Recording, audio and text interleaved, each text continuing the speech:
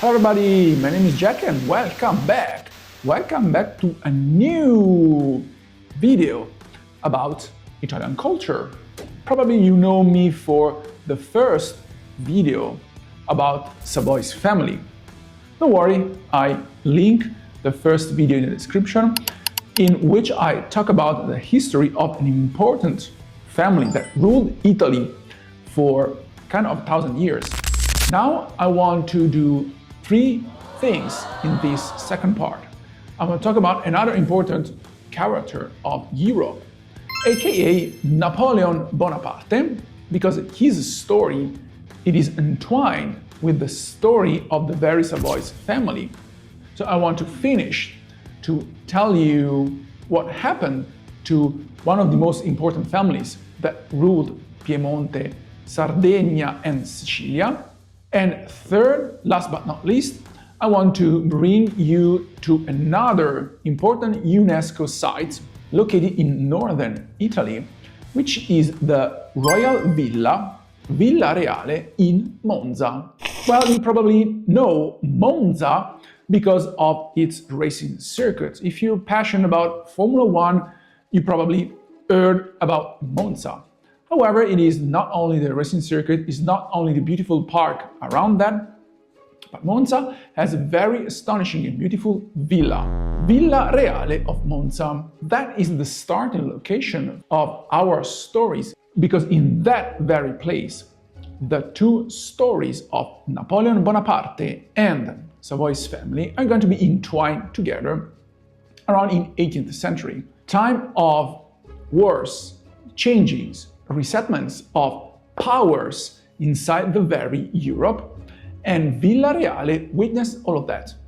Napoleone, needless to say, it was a very big important character. Especially in Europe, it is very strong, the history of this brilliant general. And needless to say, Napoleon was Italian, because he was born in Corsica from an Italian family. He was born 15 August 1769 in Ajaccio, modern Corsica, and died in island of St. Helen, 5th May 1821. He was born Italian but French by adoption. He was general, founder of the first French Empire, and the very protagonist of the first phase of contemporary European history called Napoleonic Age. Napoleone, he studied in France, where he became first an artillery officer and then general during the French Revolution. He led the Italian campaign, so he managed to conquer a great part of northern Italy, and after the coup of 9th November 1799, he became the first emperor of France. He was also president of the Italian Republic from 1802 to 1805, and after king of Italy from 1805 to 1813. So yes, Napoleon has been briefly the king of the newborn Kingdom of Italy. And his adoptive son, Eugène de Beauharnais, made Villa Reale in Monza his residence. The Royal Villa of Monza is a neoclassical style palace built during the Austrian domination in the 18th century. Now the villa has been restored from 2012 to 2014 and then after opened to public visitors. Nowadays you can visit the whole villa, the first floor and the second floor and the walled gardens. You can visit royal apartments of King Umberto I and the Queen Margherita of Savoy, which retains great part of furnishings. As well, you can visit the other private chambers belong to the German Emperor Wilhelm II, lived in Villa Reale in 1889, quarters of Prince of Naples, the future King Vittorio Emanuele III, and of course the private chambers of the Duchess of Genoa, Elizabeth of Saxony, who was the mother of the Queen Margherita. But now let's take our time machine and we will go back in time, exactly in 17th century. In fact, during the very Austrian domination of Duchy of Milan, the Villa Reale was built. The construction of the villa was commissioned by Empress Maria Theresa, Mary Theresa of Habsburg, Empress of the Austrian Empire.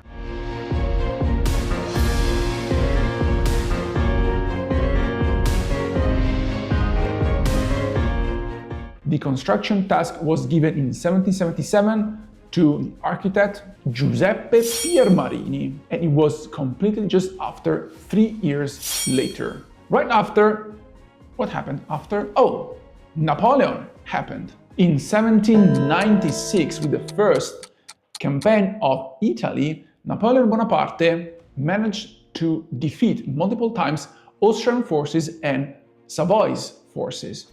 Finally, with the armistice of Cherasco, Napoleon forced Vittorio Amedeo of Savoy to carry out heavy concessions to France, ratified with the Peace of Paris, which assigned both Savoy and Nizza to French. Napoleon, after in 1804, was in practice the absolute ruler of France. On the 2nd December 1804, with a ceremony celebrated in Notre Dame Cathedral in Paris, Napoleon crowned himself Emperor of the French. The next year, on May 1805, Napoleon crowned himself King of Italy. Long live the King! So, Napoleon defeated Austrians and conquered northern Italy, as well the Villa Reale of Monza. The adoptive son of Napoleon, Eugène de Beauharnais, came to Villa Reale in Monza and made his own private residence. And it was in that very occasion that the villa took the name of Royal Villa of Monza. Eugène de Beauharnais was appointed Viceroy of Italy. A very important figure was actually living in Villa Reale in Monza, and Eugène de Beauharnais entrusted the architect Luigi Canonica to make improvements to the villa. Thus, we arrive to a fatidic date, 18th June 1815. What happened? Betcha you know what happened. Exactly. The Battle of Waterloo happened. Napoleon's strategic plan in a very crucial battle was thwarted by some mistakes made by his marshals. So after the fall of Napoleon after 1815, the Austrians came back in northern Italy, and Ranieri Joseph of Habsburg-Lorraine was named Viceroy of the new Kingdom of Lombardy-Veneto, a colony of the Austrian Empire in Italy. Archduke Ranieri, of course, established his residence in the Royal Villa of Monza. He was a botany enthusiast, and it was thanks to him that the gardens and the park were enriched, expanded, and made beautiful. Savoy's family was actually not standing by, seeing all the northern Italy in the hands of the Austrian Empire. And a great protagonist was Vittorio Emanuele II. He was born in 1820 in Turin and he died in 1878 in Rome. He was the last king of Sardinia from 1849 to 1861 and the first king of Italy from 1861 to 1878. Vittorio Emanuele II in fact assisted Camillo Benso, Count of Cavour, and Garibaldi in the Independence War, destined to reunify Italy. Vittorio Emanuele completed the Italian Risorgimento, which culminated with the proclamation of the Second Kingdom of Italy, after the brief kingdom set by Napoleon. Thanks to the role that Vittorio Emanuele played during the unification of Italy, he is called nowadays as Father of Fatherland, Padre della Patria. That name appears in Vittoriale, which is the national monument located in Rome, which takes the very name of Vittorio Emanuele II. After the unification of Italy, In 1868, Vittorio Emanuele II donated the Royal Villa of Monza to his son Umberto I as a gift for his marriage to the Queen Margherita of Savoy. On July 1900, the King Umberto I was assassinated in Monza while attending a sport event organized in a place very close to the villa. Following the tragic events, the new king, Vittorio Emanuele III, no longer wanted to live in Villa Reale. Vittorio Emanuele closed the villa and transferred all furnishings to Quirinale. In 1934, Vittorio Emanuele donated a large part of the villa and the garden to the municipalities of Monza and Milan. The events happened during the Second World War, placed the monuments in a state of decline. After a long period of degradation, we must wait until 2012, when the restoration work began and concluded in 2014.